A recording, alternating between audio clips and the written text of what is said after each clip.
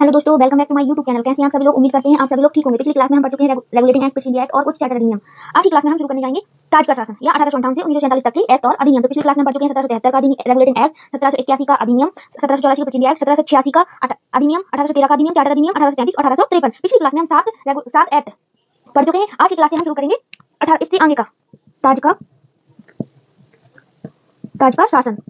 अभी तक कौन कर रही थी शासन? British East India company. कौन? British East India company.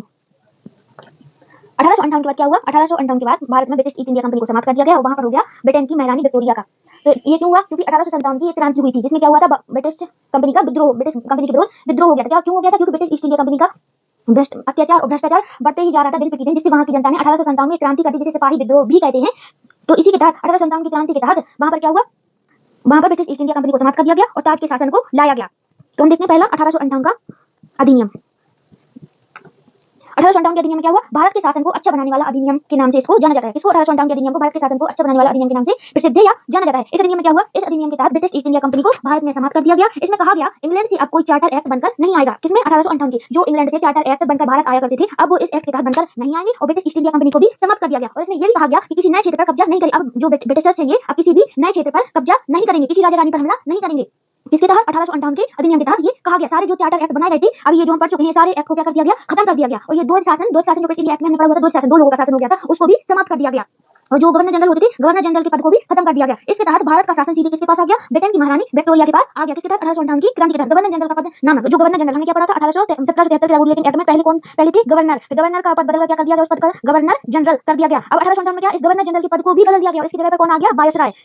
Viceroy कर दिया गया। वायसराय ब्रिटिश ताज का प्रत्यक्ष प्रतिनिधि बन गया। अब क्या था? जो ब्रिटिश ताज थे या विक्टोरिया थी, प्रत्यक्ष ये उसकी तरफ से शासन करेगा भारत में। कौन? वायसराय। किसकी तरफ से? ब्रिटिश की जो महारानी है विक्टोरिया, उनकी तरफ से कौन शासन करेगा? वायसराय। गवर्नर जनरल के पद को समाप्त कर दिया गया, वायसराय के पद को लाया गया। भारत के प्रथम वायसराय कौन थे? Lord Canning. कौन थे? Lord Canning. भारत के प्रथम वायसराय लॉर्ड कैनिंग। एक सचिव बनाया गया इसके तहत, जो भारत में भारतीय प्रशासन पर नियंत्रण करेगा। इस अधिनियम के तहत क्या बनाया गया? वायसराय का पद बनाया गया और एक सचिव भी बनाया गया जो भारतीय प्रशासन पर नियंत्रण रखेगा। यह ब्रिटिश कैबिनेट का सदस्य था और अंततः ब्रिटिश संसद का उत्तरदायी था। यह क्या था? ब्रिटिश कैबिनेट का। जो ब्रिटिश थे, जो ब्रिटेन में थे, उसमें जो कैबिनेट था उनका ये सदस्य था, ब्रिटिश संसद का। और ये उसके लिए उत्तरदायी था। मतलब जो भी हमारे भारत में शासन हो रहा है, जो भी कुछ भी हो रहा है, उसके लिए उत्तरदायी, उसकी सारी जानकारी कौन देगा? ब्रिटिश संसद में, ब्रिटेन में सचिव वायसराय। वायसराय क्या काम कर रहा है, क्या नहीं, इन सारी चीजों की जानकारी कौन देगा? सचिव या वायसराय।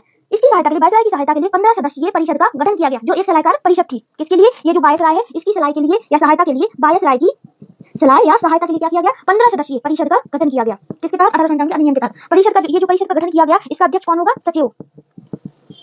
इसका अध्यक्ष कौन होगा? सचिव होगा। तो हम ये ऑल ओवर 1858 का अधिनियम देख चुके हैं। इसमें क्या किया गया? ब्रिटिश ईस्ट इंडिया कंपनी को समाप्त कर दिया गया। जो रेगुलेटिंग एक्ट बनी थी 1858 से पहले, उनको भी खत्म कर दिया गया। अभी ब्रिटिशर्स हैं जो किसी नए क्षेत्र पर कब्जा नहीं करेंगे, किसी राजा रानी पर हमला नहीं करेंगे। द्वैध शासन को भी समाप्त कर दिया गया। गवर्नर जनरल का जो पद था, उस पद को भी खत्म कर दिया गया। उसकी जगह पर आ गया वायसराय। वायसराय की सहायता के लिए क्या किया गया? एक परिषद का गठन किया गया, 15 सदस्य, जिसमें 15 सदस्य थे। उस परिषद का जो अध्यक्ष होगा वो कौन होगा? सचिव। तो ये सारी चीजें किसके? 1858 के अधिनियम के तहत की गई। आज की क्लास में सिर्फ इतना ही। अगली क्लास में हम पढ़ेंगे 1861 का भारत परिषद अधिनियम। अगर आपको हमारी क्लास अच्छी लगी हो तो हमारे चैनल को लाइक करें, शेयर करें और सब्सक्राइब करना ना भूलें।